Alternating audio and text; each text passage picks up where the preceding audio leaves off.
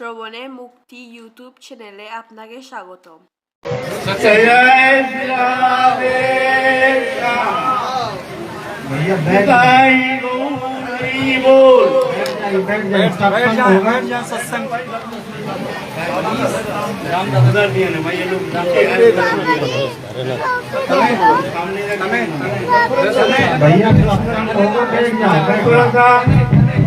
सत्संग करेंगे क्योंकि बिनु सत्संग ना हरि कथा देह बिना मोह न भाव मोह गए बिनु राम पद होए न दिनो अनुराग। सत्संग जीवन का सबसे अनमोल उपयोग है। जीवन में हमने समय का जितना उपयोग करते हैं व्यवहार करते हैं उसके अंदर सबसे कीमती और सबसे अनमोल समय है वो है सत्संग। ये सत्संग ही मनुष्य को जीवन में एकमात्र परम कल्याण साधन करने में समर्थ है। सतान प्रसंगात मम वीर्य संविदो भवन्ति रसायन कथा तज्जुष्णातासु अपवर्गवर्त्मनि श्रद्धारतिर्भक्तिरुणुकृष्यति। सतान प्रसंगात ऐसे प्रेमी भक्त के मुख से जो हरि कथा मृत जो कर्ण कुहर से प्रवेश करके अंतःकरण में जाकर के उसको माया मल कुलषित अंतःकरण वृत्ति को शोधन करके निर्मलीकरण करने के लिए सर्वोत्तम उपाय है एकमात्र सत्संग। इसलिए सत्संग कहीं अगर मौका मिल जाए तो ये सबसे कीमती मानव जीवन के सबसे कीमती समय है, सबसे अनमोल समय है जब सत्संग मिल जाता है। बाकी समय ये तो वृथा हमारे लिए शरीर निर्वाह के लिए इंद्रिय भोग सुख के लिए हमारे समस्त कर्मचेष्टा ये कर्मचेष्टा हमको संसार चक्र में आवर्तित करके बंधन दशा प्राप्त करा करके जीव चैतन्य सत्ता को 84 लाख जोनी में ले जाता है। तो ऐसे जीवन व्यतीत करके क्या लाभ है अगर जिस जीवन में सत्संग नहीं मिला। भवापवर्गफलमतां भवेत् जनश्च तरच्युत सत्समागम सत्संगम जर्हि तदैव सद्गतो परावरेश त्वयि जायते रति। एकमात्र सत्संग से ही परम मंगल साधन करने का मार्ग मिल जाता है। सत्संग बिना ये अंतःकरण शोधित होने का और श्रेष्ठतम उपाय और कुछ नहीं है। सत्संग मद्गत चित्ता मद्गत प्राणा बुधयन्त परस्परम कथयन्त मं नित्यं तुष्यन्ति च रमन्ति च तेषां सततयुक्तानां भजतां प्रीतिपूर्वकं ददामि बुद्धिजगं तं जिनमाम उपजन्ति च। गीता में कहते सत्संग की महिमा सत्संग की महिमा कहते हैं। ऐसे जो प्रेमी भक्त आपस में हरि कथा अमृतमय कथा आस्वादन करते हैं वो कथा श्रवण करके उसमें वो रम जाते हैं आनंद प्राप्त करते हैं और उसमें हृदय को इस तरह से प्रवाहित कर देते हैं जिसमें उसके अंतःकरण वृत्ति को शोधित तो होकर के हरि कथा अमृत में इस तरह से बह जाते हैं वो जीव भगवत कथा में एकदम रम जाते हैं। मद्गत चित्ता ऐसे नहीं सब संग से सब कथा से हरि कथा होती नहीं है सत्संग होती नहीं है। मद्गत चित्ता मद्गत प्राणा मद जिसके चित्त वृत्ति एकमात्र हम में रमे हुए हैं मद्गत चित्ता मद्गत प्राणा जिसके प्राण भगवत चिंतन में ही एकमात्र वो प्राण समर्पित है। बुधांत परस्पर ऐसे जो प्रेमी भक्त है आपस में जो कथामृत को आस्वादन करते हैं तुष्यन्ति च रमन्ति च उसमें आनंद प्राप्त करते हैं और उस कथा में रम जाते हैं। ऐसे कथा थोड़ी होती है कथा माने ही हरि कथा माने ही सत्संग नहीं है जो प्रेमी भक्त के श्रीमुखद गिरन जो हरि कथामृत है, वो कथा कर्ण कुहर से प्रवेश करके अंतःकरण को परिशुद्ध करने में, शोधित करने में समर्थ है वो कथा। कैसे? न मदगत चित्त मदगत प्राणा, बुधांत परस्परम, आपस में परस्परम कथा में रम जाते हैं, आनंद प्राप्त करते हैं और उस कथा में रम जाते हैं। तेषां सततयुक्तानां भजतां भक्तिपूर्वकम। तेषां, तेषां शब्द में यहाँ इस सर्वनाम पद में तेषां, तेषां शब्द सर्वनाम पद है। सर्वनाम पद से किसका निर्देश कर रहे हैं? तेषां सततयुक्तानां भजतां भक्तिपूर्वकम। तेषां माने यहाँ जो ऐसे प्रेमी भक्त के संग में जो हरि कथामृत आस्वादन करते हैं, उनके लिए कहा गया तेषां। तेषां सततयुक्तानां, अतः सततयुक्त होना उतना सहज नहीं है। ऐसे प्रेमी भक्त के जो संग करते हैं, तो उस संग से उसके मन में ऐसे हरि कथामृत रससुधा इस तरह से आकर के उनके हृदय को प्रलुब्ध करते हैं, तो उसमें वो रम जाते हैं। तेषां सततयुक्तानां, ऐसे तेषां माने सर्वनाम पद में पूर्व जो कह रहे हैं, ऐसे जो प्रेमी भक्त को संग करते हैं। सबके संग नहीं, संग करने के लिए हमने 4 प्रकार गुण बताए हैं। ये 4 प्रकार गुण जिनमें है उनका संग किया जाता है, नहीं तो संग नहीं करना। संग माने क्या है?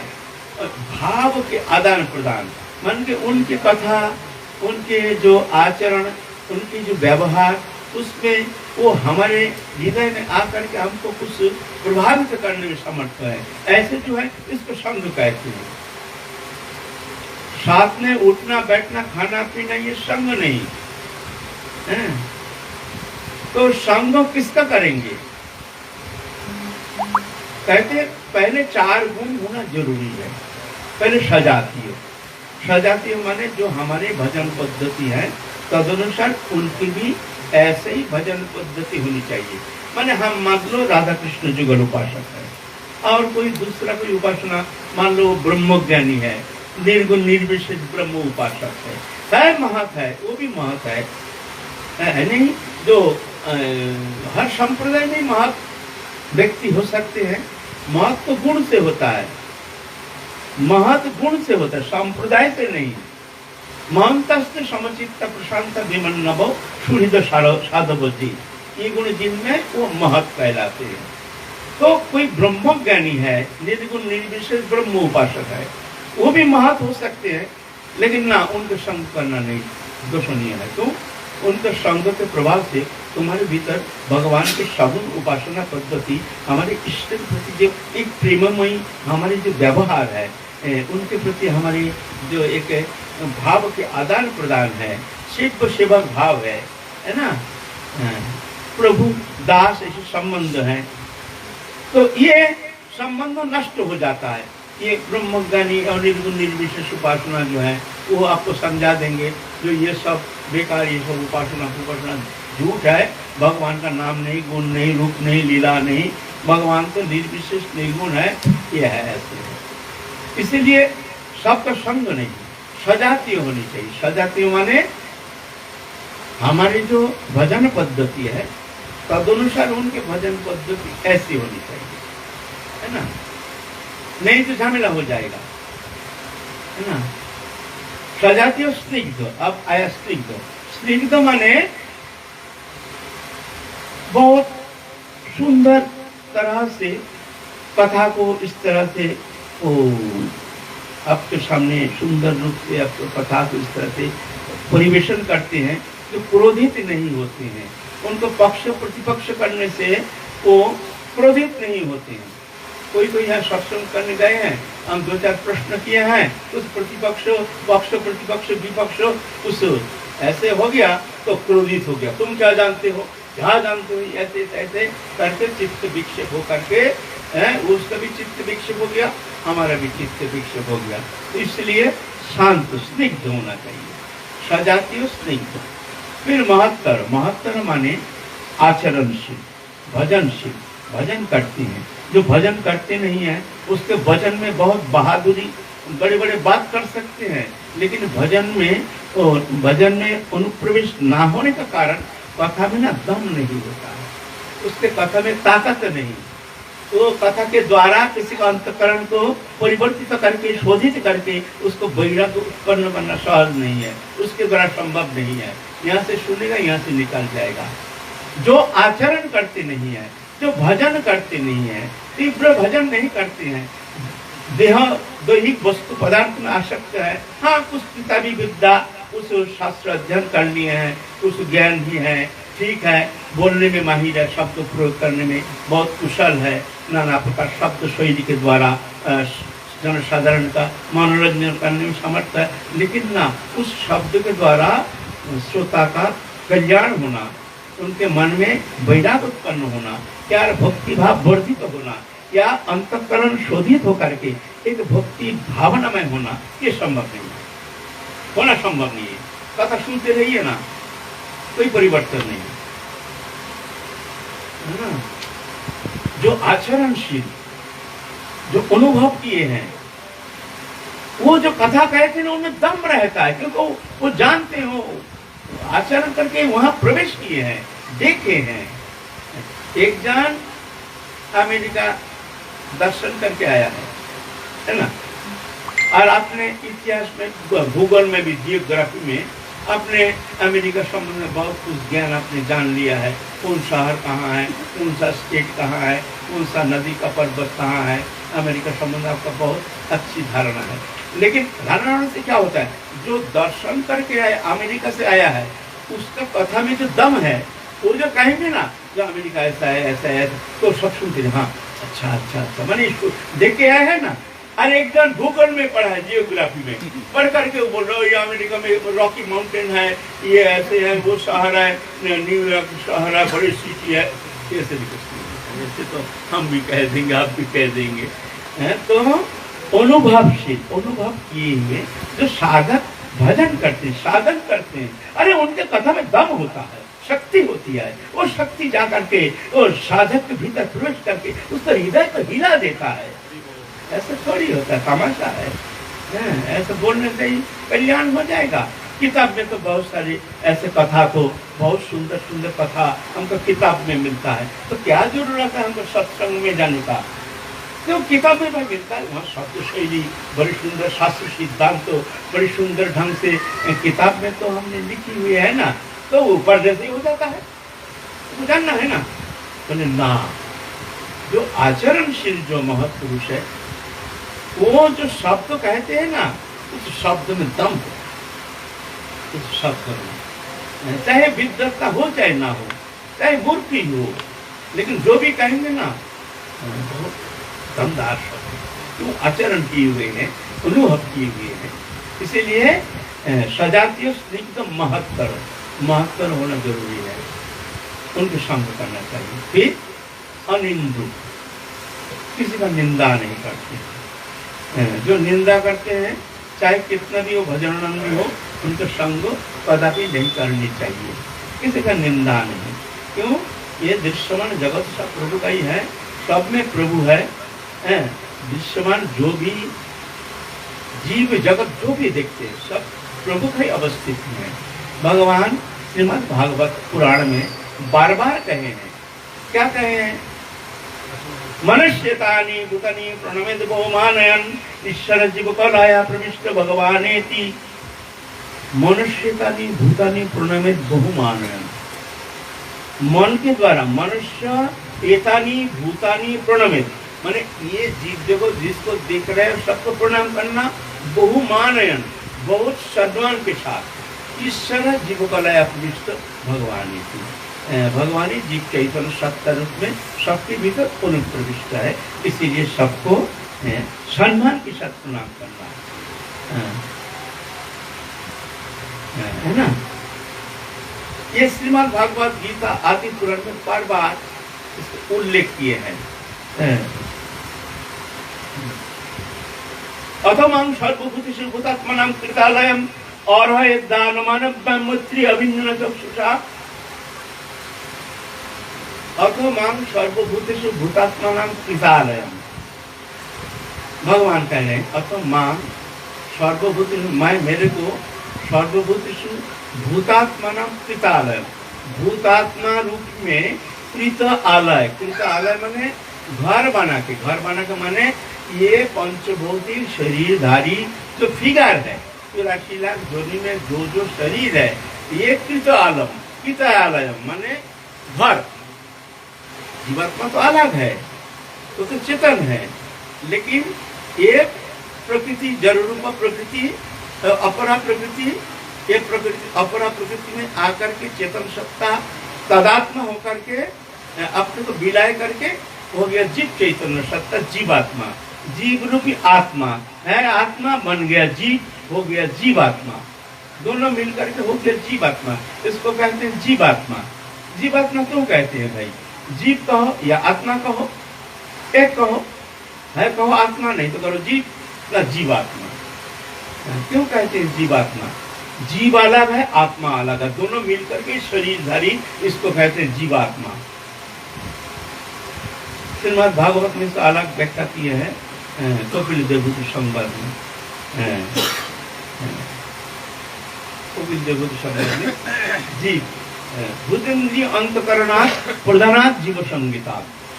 जीव किसको कहते हैं?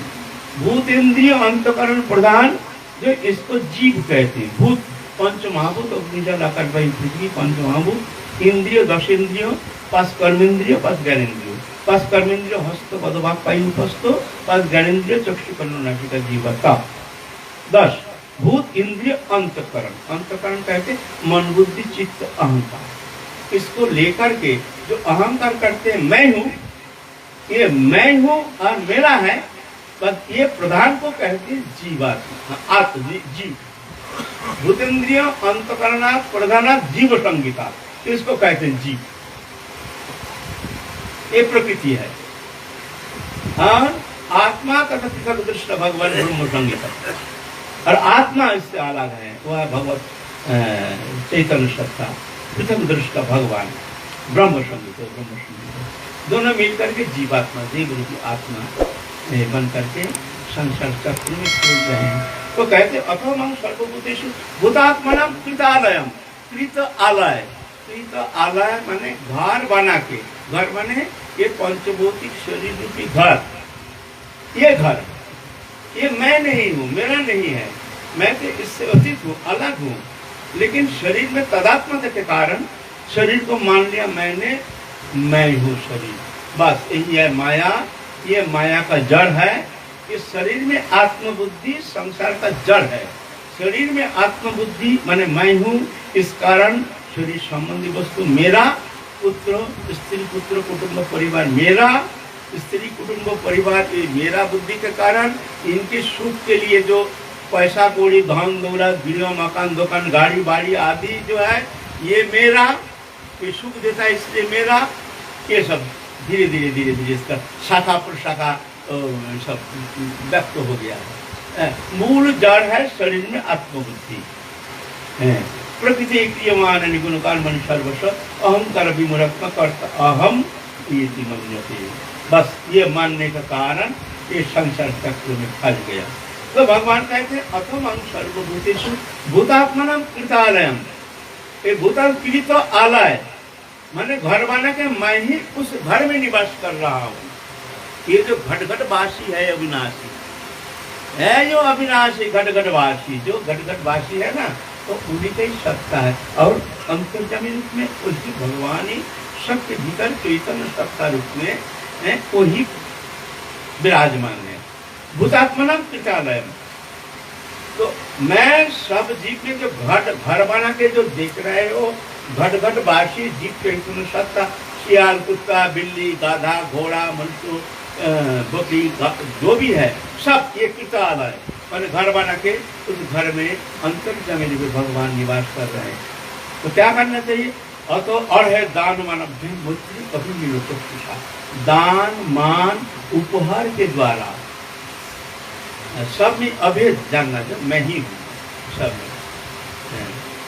अभिन्न चक्षुषा मैंने ये जानना नहीं ये मनुष्य है गाधा है घोड़ा है, ये है सब जानना। कि कुछ भी है, शरीर का भेद है, वास्तव में उसके अंदर जो प्रभु की सत्ता है उस पर कोई भेद नहीं है। इसीलिए अभिन्न जान करके सबको दान मान उपहार के द्वारा सबको सम्मान करो। यह साधना का प्राण केंद्र। अगर तुम कोई योग मार्ग या ज्ञान मार्ग या भक्ति मार्ग या तंत्र मार्ग या हट मार्ग या और कोई मार्ग अवलंबन करोगे, लेकिन ये जो फाउंडेशन है इसको तुम परित्याग करके अलग कोई उपासना पद्धति के द्वारा वहां पहुंचना संभव नहीं। यह है जड़। यहाँ से तुमको शुरुआत करना है। किसी का दोष दिखना नहीं है, सब में प्रभु है, सब में प्रभु का विस्तार है, सब वही खेल रहे हैं जान करके। जीवे सम्मान दिवे जानी कृष्ण अधिष्ठान, जीवे सम्मान दिवे जानी कृष्ण अधिष्ठान। सिया राम मैं सब जग जानी करो प्रणाम जुरी जुग पानी। एक ही शब्द का अलग अलग विश्लेषण नाना भाषा के द्वारा, लेकिन विषय वस्तु एक ही है ना। जब भगवान नित्य लीला में प्रवेश करेंगे, आप कुरुपांडव को युद्ध समाप्त हो गया, प्रवास क्षेत्र में जाकर के समस्त यदुवंशी आपस में लड़ करके वहाँ समाप्त हो गए हैं। ये भी बहुत लंबी कहानी है, समाप्त हो गया है। आप भगवान बलराम भी अनंत देव समुद्र में अनंत रूप में वो जाके विलीन हो गए। कृष्ण अभी बैठे हैं, आप नित्य लीला संवरण करेंगे। एक कदम वृक्ष की छाया में भगवान बैठे, आप लीला संवरण करेंगे। समस्त मुनि ऋषि आदि सब जान गए हैं। उस समय जो मुनि ऋषि थे वो हमारे जैसे साधक थोड़ी थे, पेट पालने वाला बाबा जी थोड़ी। उस समय सब तपस्वी थे, सब जानते थे, दृष्टा पुरुष थे। उस समय साधना ऐसे करते थे। अभी के जैसे थोड़ी हम जैसे साधक बोलने वाले, बड़े बड़े बात करने वाले हैं। भजन के समय कुछ नहीं, कोई अनुभव तो कुछ है नहीं, ऐसा नहीं। सब मुनि ऋषि जान गए हैं जब भगवान आप अंतर्ध्यान करेंगे। समस्त मुनि ऋषि आ करके समुद्र प्रवास क्षेत्र में, समुद्र के किनारे में आके सन्निवेश हुए हैं। उद्धव जी वो भी जानते हैं जब भगवान आप नित्य लीला में प्रवेश करेंगे। उद्धव जी भी आए हैं भगवान के पास, आकर के भगवान की चरण प्रांत में उपवेशन करके भगवान से प्रश्न कर रहे हैं। यह है श्रीमद् भागवत महापुराण के एकादश द्वादश स्कंद, अंतिम जो है उद्धव संदेश। एक तो उद्धव संवाद, उद्धव संदेश तो गया वो ब्रज में जो ब्रज गोपियों के पास जो पत्र देकर भेजे थे, वह उद्धव संदेश और ये उद्धव संवाद। उद्धव को केंद्र करके श्रीमद् भागवत महापुराण के समस्त तत्व विषय भगवान निरूपण कर रहे हैं। उद्धव जी एक एक करके भगवान से प्रश्न कर रहे हैं, भगवान उसके उत्तर दे रहे हैं। उद्धव जी सब जानते हैं, बृहस्पति के शिष्य हैं, समस्त ज्ञान परिपूर्ण रूप में विद्यमान है उनमें, लेकिन फिर भी चाहते हैं जब भगवान के श्रीमुख से कुछ सुने। तो जगत जीव जो है हमारे अवर्तमान उस समय सब कोई जानेंगे कि भगवान क्या चाहते हैं, उनके साधन क्या है, कौन सा साधन भगवान पसंद करते थे, कौन सा साधन हमारे लिए रखे गए हैं, इस विषय में प्रश्न करेंगे। तो भगवान भी ऐसे ही हैं, कभी तो योग मार्ग, कभी ज्ञान मार्ग, कभी भक्ति मार्ग, कभी तंत्र मार्ग, कभी हठ मार्ग, कभी तो अगर वो जो अष्ट सिद्धि नवनिधि विषय में भी वर्णन करें। ये साधन करने से ये सिद्धि होती है, ये साधन करने से ये सिद्धि होती है। उद्धव जी बहुत दड़खड़ा गए, भगवान कहना क्या चाहते हैं। तो उद्धव जी सुन करके उद्धव जी आखिर में कहते हैं, प्रभु आपसे तो हमने सुन लिया सब, मेरी मन में एक जिज्ञासा है, क्या इसके अंदर जो मार्ग सही मार्ग है, कौन सा मार्ग सबसे सरल, सुंदर, सुगम, सरस है और आप अनुमोदन करते हैं, ऐसे कौन सा मार्ग है, साधन मार्ग आप बताइए। तो भगवान तो क्या करते हैं, भगवान तो टेढ़ी तो है ही है, बात भी इनसे टेढ़ी टेढ़ी बात, सीधा तो करते नहीं है। कहते हाँ उद्धव जी सुनो, जब विश्वदेव जो सरसैया में थे उस समय हम और पंच पांडव गए थे उनके सानिध्य में, तो हम भी यही प्रश्न किए थे। तो विश्वदेव के मुख से श्रीमुख से हमने जो सुना है वो तुमको बता रहे हैं। वो है एक भक्ति मार्ग, भागवत धर्म, भागवत भक्ति मार्ग। उसमें वर्णन करते हैं भक्ति मार्ग की श्रेष्ठता, प्रतिपादन करते हैं भगवान। बोले हम विश्वदेव के मुख में श्रवण करके तुमको बता रहे हैं ये उत्तम मार्ग है। भगवान देखते हैं भाई ठीक है, विश्वदेव कह दिया, कभी तो और कोई कह दिया और कोई मुनि कह दिया, लेकिन भगवान क्या कहते हैं, भगवान के श्रीमुख से सुनना चाहते हैं। उद्धव जी तो बहुत उनके मंत्री थे, ऐसे भी उद्धव जी बृहस्पति के शिष्य हैं, परम ज्ञानी परम प्रवीण हैं। आखिर में कहते हैं प्रभु आपकी सब बात हमने सुन लिया, मैं आपसे जिज्ञासा करता हूँ, जानना चाहता हूँ, आप अपने श्रीमुख से बताइए ये सब के अंदर श्रेष्ठ मार्ग क्या है, कौन सा मार्ग सबसे श्रेष्ठ आपके विचार से जो मार्ग श्रेष्ठ है, जो भजन श्रेष्ठ है वो आप बताइए, आपके श्रीमुख से हम सुनना चाहते हैं। अब उद्धव जी सीधा डायरेक्ट एकदम विश्वदेव के मुख से, युव मुख से, श्रुतदेव के मुख से ऐसे नहीं, तुम्हारे मुख से सुनना चाहते हैं, तुम बताओ सबसे श्रेष्ठ पंथा क्या है। अब भगवान बड़े फंस गए हैं। इतना समय तो सूत जी के मुख से सुने हैं, कभी तो विश्वदेव के मुख से सुने हैं, कभी तो विदुर जी के मुख से सुने हैं। अब भगवान फंस गए हैं, क्या कहें। तो भगवान आप तो कहना ही पड़ेगा, बोलते सुनो तुम मेरी जो मत है वो मत तुम जानना चाहते हो तो सुनो अर्जुन, मैं कहता हूँ अहम ही सर्वकल्पानां सद्विचिनो मतो ममो मद्भावो सर्वभूतेषु कायमनोवाक्य वृत्ति भी। यह है श्रीमद् भागवत महापुराण के अंतिम भगवान के ज्ञान।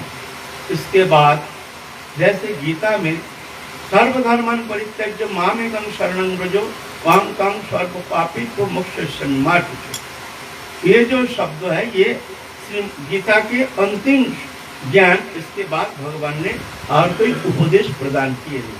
श्रीमद् भागवत महापुराण का भी यह है अंतिम ज्ञान। अहं ही सर्वकल्पानां सद्विचिनो मतो ममो मद्भावो सर्वभूतेषु कायमनोवाक्य वृत्ति भी। मैं ही सबके भीतर विद्यमान हूँ। अहं ही सर्वकल्पानां सद्विचिनो मतो ममो, ये मेरी मत है। मद्भावो सर्वभूतेषु कायमनोवाक्य वृत्ति भी, मेरी जो ये भाव है मद्भावो, मद्भावो माने मैं भगवान, मैं हूँ सबके भीतर। मद्भावो सर्वभूतेषु, इस तरह से तुम चिंतन करो, सबके भीतर मैं हूँ। मद्भावो सर्वभूतेषु कायमनोवाक्य वृत्ति भी, काय मन वचन के द्वारा सबके भीतर मैं हूँ, ऐसे तुम आरोप करते रहो, चिंतन करो तो सबके भीतर मैं हूँ। ये सर्वोत्तम साधना। अगर तुम मेरी मत जानना चाहते हो उद्धव जी तो मेरी ये मत है, बस ये मेरी मत है। अहं ही सर्वकल्पानां सद्विचिनो मतो ममो मद्भावो सर्वभूतेषु कायमनोवाक्य वृत्ति भी। यही बात ये हमारे महाप्रभु की भी यही बात कहे हैं। जीव सन्मान दिव्य जानी कृष्ण अधिष्ठान। ये साधन अवस्था में, सिद्ध अवस्था में जहाँ जहाँ नेत्र पड़े कहाँ कहाँ कृष्ण सुने, है ना। तो ये सब साधना का प्राण केंद्र है।